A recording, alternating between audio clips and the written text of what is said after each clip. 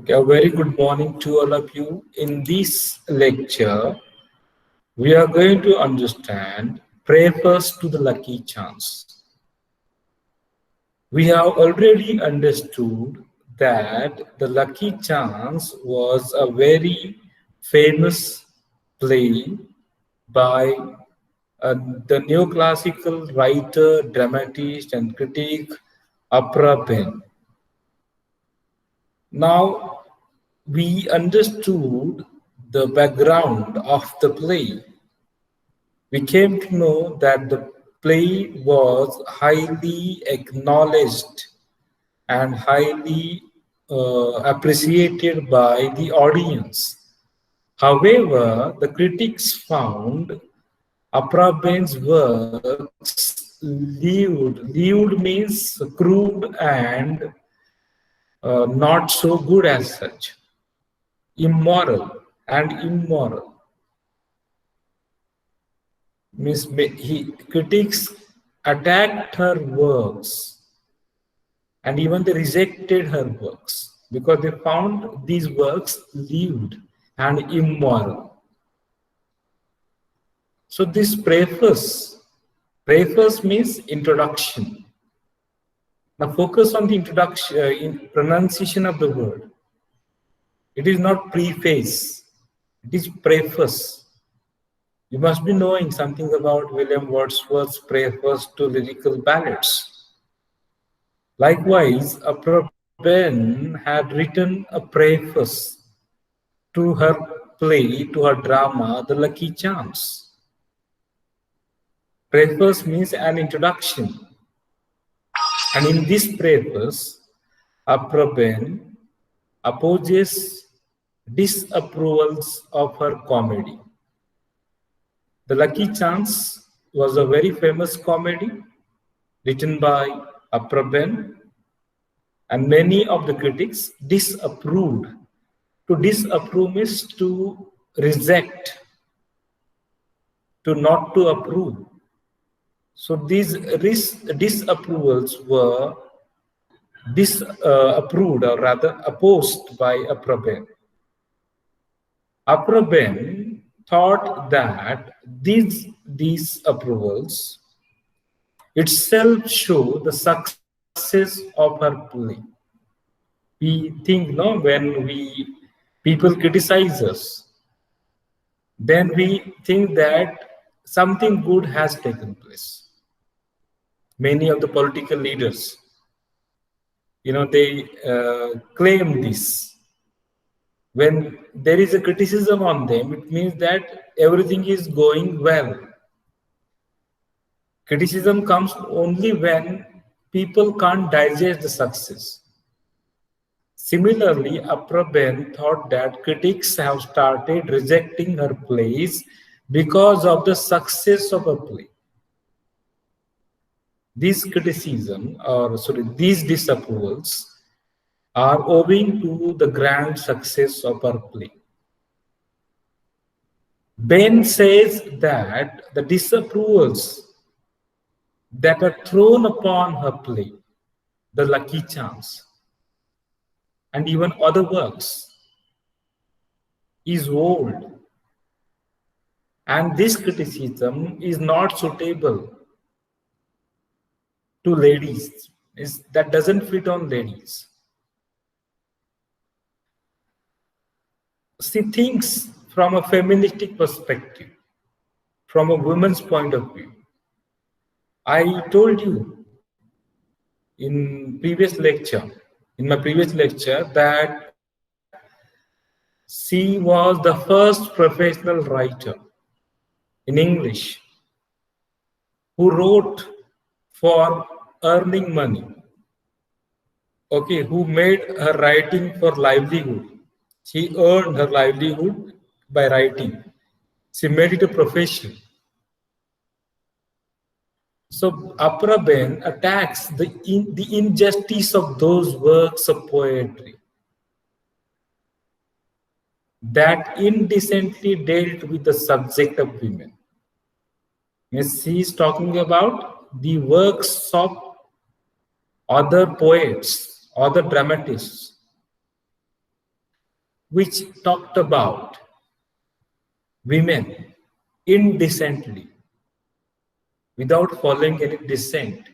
Decency means mannerism, ill-mannered handling of the subject of woman was criticized by Aprapen because she believes that critics have been unaccepting,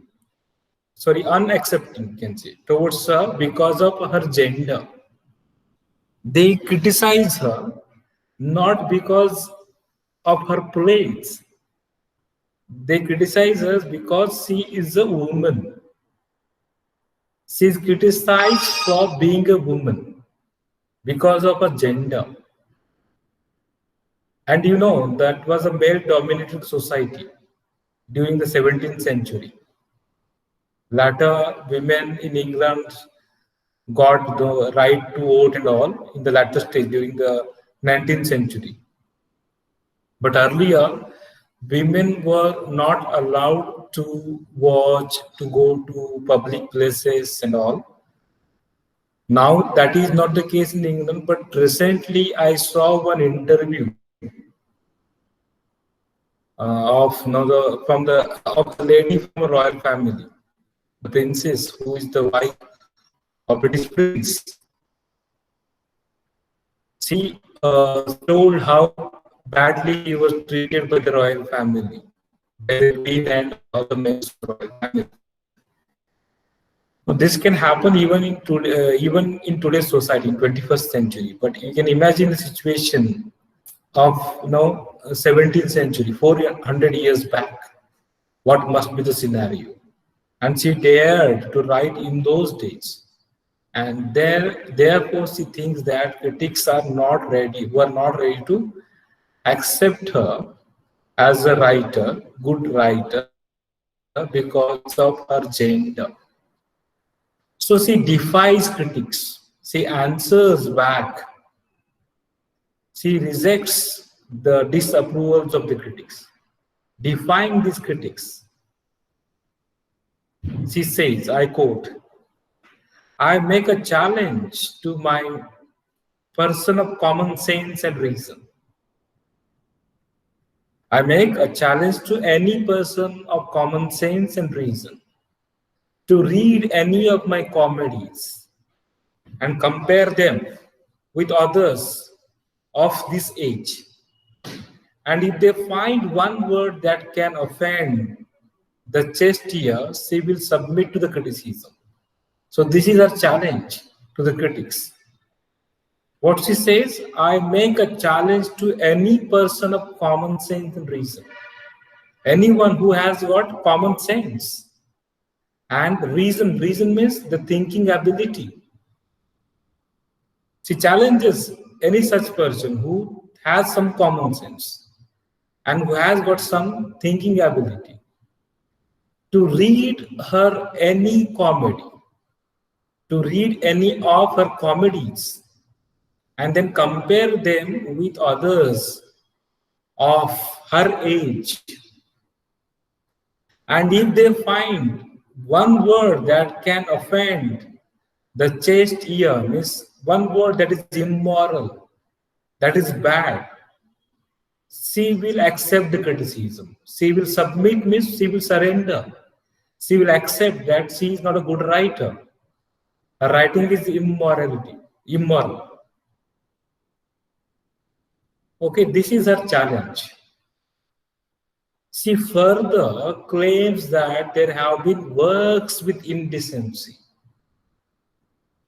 Aprapen claims that there have been works with indecency. There have been many works by male writers, male dramatists, male playwrights and authors, poets, which are full of indecency. There is no decency. There is no mannerism. It is full of immoral aspects. There is immorality. Okay? And though her works encompass no indecency and obscenity, her works do not have any such kind of indecency. Although there have been works with indecency, there are many works with indecency. Okay, obscenity means once again immorality, bad things referring to sexual aspects and all. So what is Ben trying to do here is to enable a way of thinking beyond that of male established literary tradition. Through this preface, through this particular introduction to the play, Afra Ben is trying to create a thinking beyond the male-dominated tradition, literary tradition. In those days, the literary tradition was dominated by the great writers like, Alexander Pope, John Dryden of her period. And apart from that, before that, John Donne, Andrew Marvell, John Milton. Prior to her was William Shakespeare, Christopher Marlowe, etc. So the literary tradition was dominated by all these male figures. And it was indigestible for the critics to accept that a woman can also write as good as the male writers. Therefore, they are criticizing her. She thinks like this. So Ben opposes all biases against women, all kind of biases, prejudices, biased thinking against women.